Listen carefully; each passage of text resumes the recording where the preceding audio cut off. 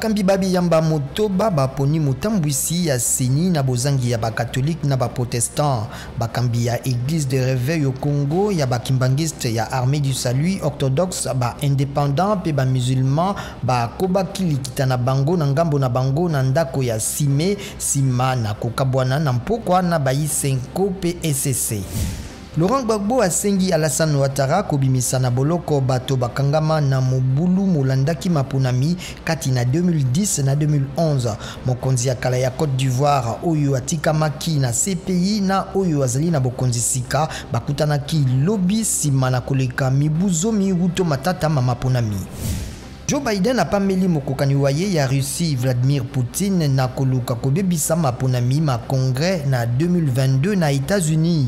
Mokonzi Amerika afundi Vladimir Poutine na kopanza sango ya lokuta na États-Unis.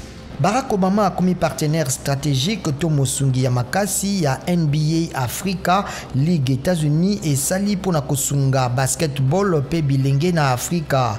Mokonzi ya kala ya États-Unis akopesa misolo pona yango basani bakala ba NBA lokola Dikembe Mutombo batie pe misolo na NBA Africa.